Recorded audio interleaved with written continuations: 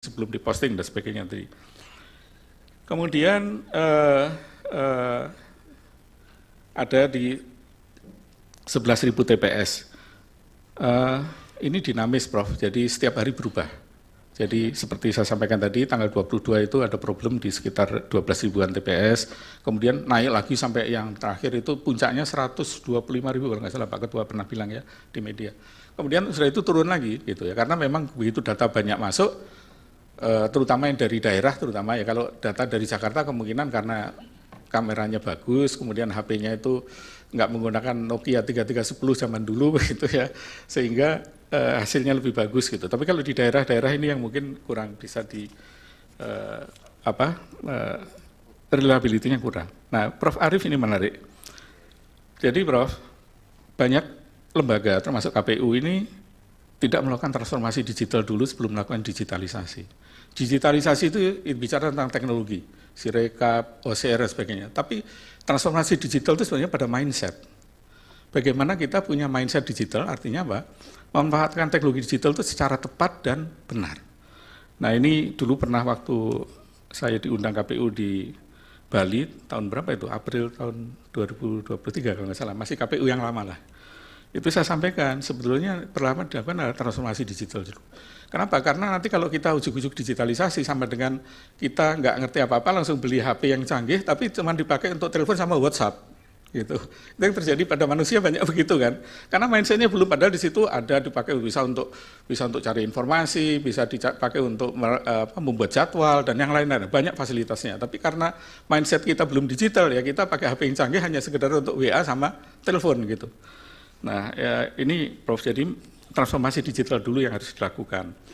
Nah salah satu transformasi digital itu adalah bagaimana kita melakukan, ada salah satu bagian itu namanya data driven decision making. Jadi kita harus menggunakan data itu secara valid. Nah bagaimana validasi ini, pertanyaan Prof. Arief yang kedua ya.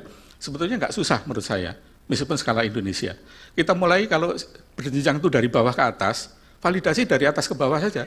SK 360 itu menyatakan total suara 1, 2, 3, sekian. Diturunkan ke provinsi. Provinsi 36 provinsi ya. 38 provinsi. 38 provinsi itu di total sama nggak jumlahnya? Kalau nggak sama berarti KPU waktu pleno nakal gitu kan. Kalau sama ya berarti benar mereka. Kemudian provinsi mana ambil, kampung saya lah Jawa Timur gitu. Diambil kemudian hasil rekap provinsi Jawa Timur diturunkan ke kabupaten. Kan cuma dari 37 kabupaten, gampang itu, cocokin aja. 38 kabupaten ya Jawa Timur. Oh ya tambah satu lagi karena Madiun jadi kota sekarang.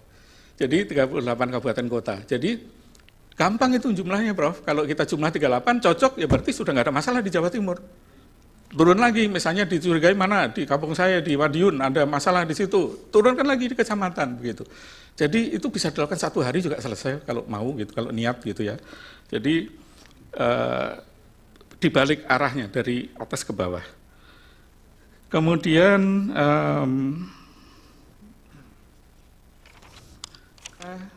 melihat sebetulnya di Indonesia itu ada sekitar 10 teman-teman yang punya inisiatif melakukan perhitungan paralel. Jadi mereka dasarnya juga dari TPS, dari form C1, mereka punya sistem sendiri, kemudian diupload. Beberapa yang saya punya datanya, misalkan ada di berita, misalnya Jaga Pemilu itu ada Pak Adar Gumai di sana, ada teman-teman KIPP, ada ICW semuanya. Waktu launching itu beliau mengatakan bahwa Jaga Pemilu ini sangat akurat datanya. Kenapa? Karena selain menggunakan OCR juga divalidasi oleh manusia.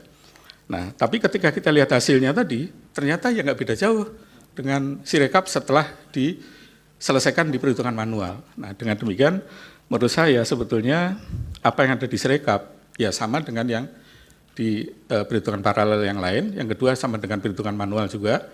Yang ketiga adalah Sirekap ini tidak digunakan untuk keputusan, jadi kita ribut-ribut capek-capek di sini bahas Sirekap itu ya pepesan kosong aja lah kira-kira. Nggak ada gunanya gitu ya. Keputusan, jadi kecuali kita ribut-ribut capek-capek di sini bahas Sirekap itu ya pepesan kosong aja lah kira-kira. Nggak ada gunanya gitu ya.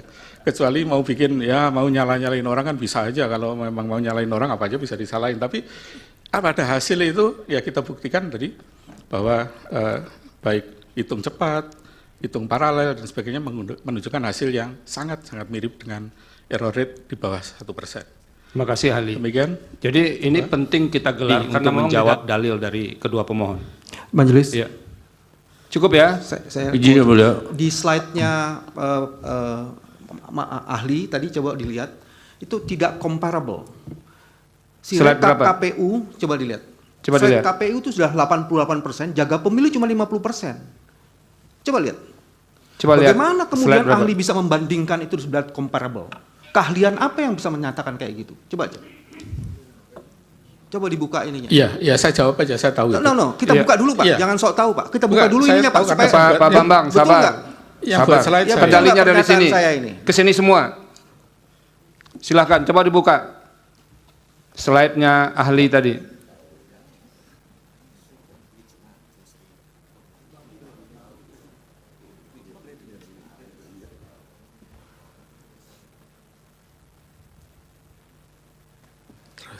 Terus yang ada membandingkan, oke, next, terus, nah ini, Ya, yang lanjut. Next. Satu lagi.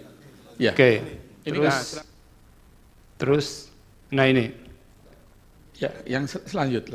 Next. Satu lagi. Ya. oke. Ini kan Nah, maksudnya- silakan dijawab ahli. Ya. Jadi begini, Pak Bambang ya. Jadi ini data yang saya ambil per hari ini. Jadi per hari ini memang kawal pemilu memang selesai sampai di sana karena mereka kan relawan semua. Mereka tidak dibayar sehingga datanya memang tidak 100%. Demikian juga yang lain. Nah, yang kedua adalah begini, kalau data itu sudah lebih dari 50%, tidak akan banyak pengaruhnya pada hasil.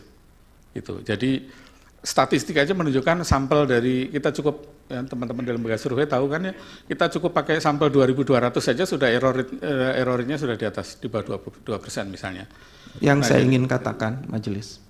Yang satu kawal pemilu 82%, jaga pemilu 51%. Iya, Jadi kan nggak- sudah nggak- dijelaskan tadi, iya, biar nggak- kami yang menilai. Iya, Cukup ya?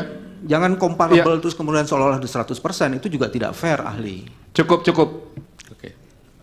Iya, kesempatan terakhir, Pak. Terima kasih. Ya, Dari sekian panjang lebar penjelasannya, tapi tidak menjawab hilafan tak apa yang diceritakan tentang Sirekap.